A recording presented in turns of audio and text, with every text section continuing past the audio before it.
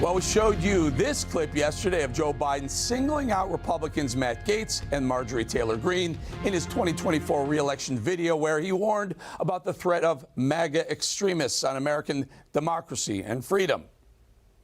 You know, around the country, MAGA extremists are lining up to take on those bedrock freedoms. Well, let's bring in Georgia Congresswoman Marjorie Taylor Greene. Welcome back, Congresswoman. Great to have you back. So how about you MAGA extremist, you? Thanks so much for having me back, Eric.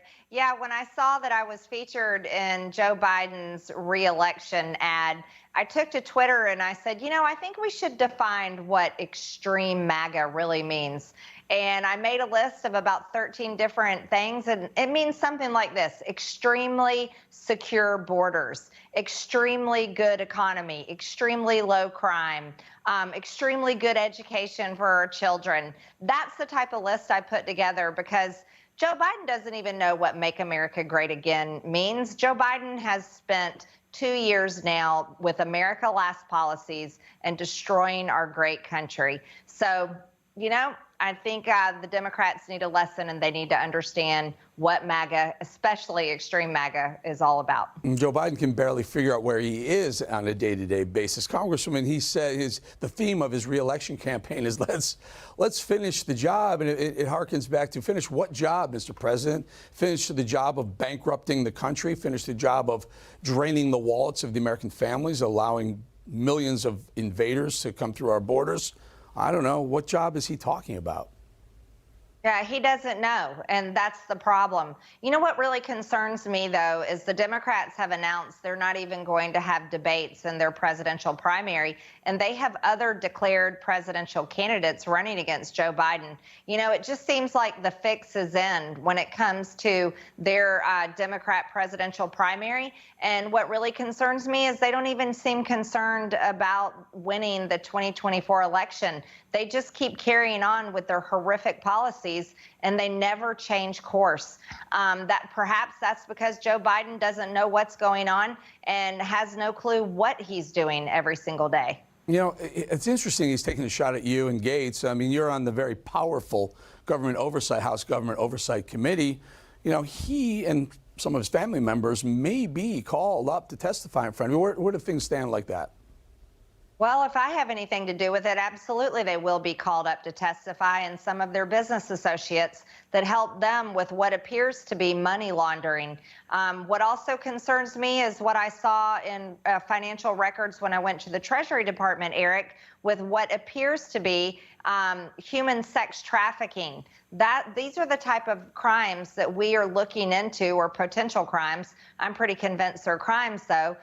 This is what we're seeing in financial records. This is what we're seeing in their own bank statements. What we see is wire transfers from countries, not just one or two, but many countries like China, where they wire money directly into an LLC that's basically a shell company, because let's be real, the Bidens don't have a family business. They don't produce a product. They don't have hotels like the Trump family, and they don't provide any services. And let's be honest, Hunter Biden's paintings are not a product or a service. But this money gets transferred from China into an LLC, and then that money gets directly distributed to multiple Biden family members. That looks like money laundering to me, and I'm also wondering if they even paid taxes on that money. And what's even more concerning, Eric, is the wire transfer from countries like China.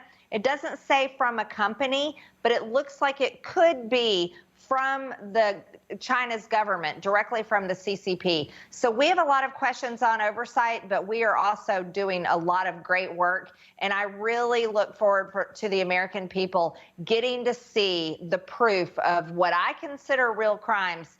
And we'll see where the results come in from all of that. Well, I hope you stay on that. And folks, we're lucky to have Marjorie Taylor Greene on that committee for those exact reasons. By the way, any company that's a Chinese company that wires money to a Biden or a shell company is in partnership by law in China with the CCP. So they can't, if they try and say, oh, it's a company, it doesn't matter. The CCP is a partner in every single company in China. Congresswoman, big news of the week, Fox fired Tucker Carlson. Fox has gone left. They've gone woke. We're clearly calling them out for it. Tucker is a great voice for conservatives across the country. He doesn't have the platform anymore.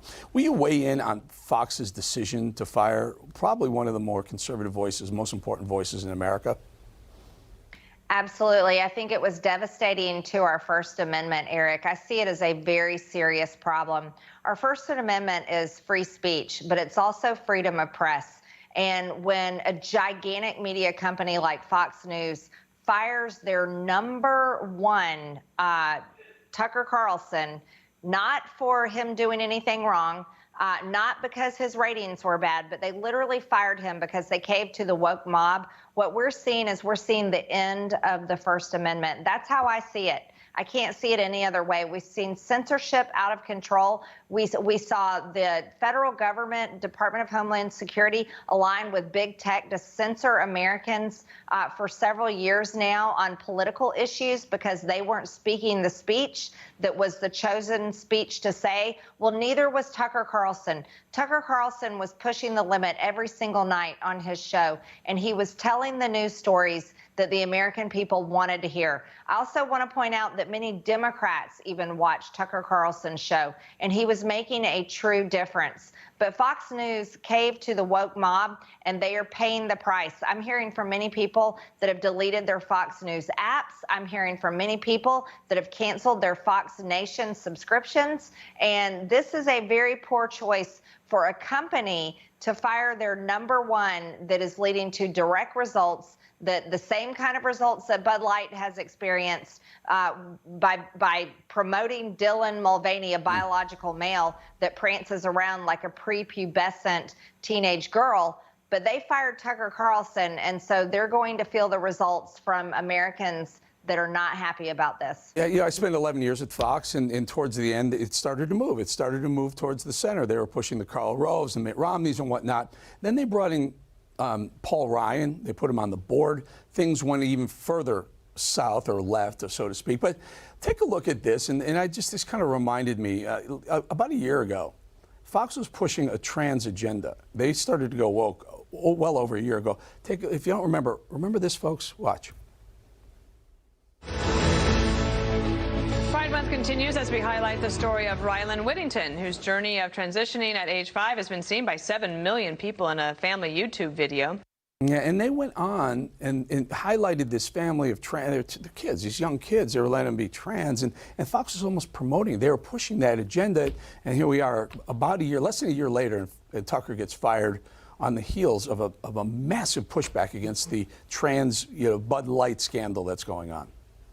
Yeah, absolutely, Eric. People like me and conservative Americans, not just conservatives, Democrats and independents, completely think it's wrong for children to be so-called transitioned. We consider this child abuse. I've even introduced a bill. I introduced it last Congress, and I've reintroduced it this Congress, the Protect Children's Innocence Act, that would make it a Class C felony to perform any type of so-called gender-affirming care that is not affirming at all. It's actually medical child abuse. It would block puberty blockers, hormone treatments. It would also allow victims, people like Chloe Cole, to sue the medical community that performed genital mutilation on her and others like her. But see, this is a very serious issue. Fox News shouldn't be pushing the radical left's trans agenda on children. That's so wrong. And now they fired Tucker Carlson. Yeah, the writing is on the wall for Americans. We completely understand what we're seeing from Fox News. But I think it should concern everyone. We've already seen this type of information and big push for politics and CNN and MSNBC and others. We don't expect it from companies and big media companies like Fox News. And I thank you so much, Eric, for bringing that up, because that's an issue that really disturbs me. And that's why I introduced my bill, Protect Children's Innocence Act. It is very important for people like you to do that because, as we all know, the great Andrew Breitbart said, politics is downstream of culture, meaning when you change culture, eventually it catches up to the politicians.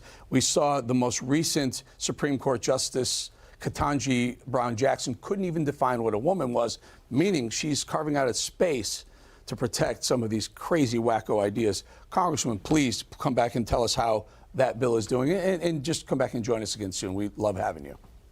Thanks so much, Eric.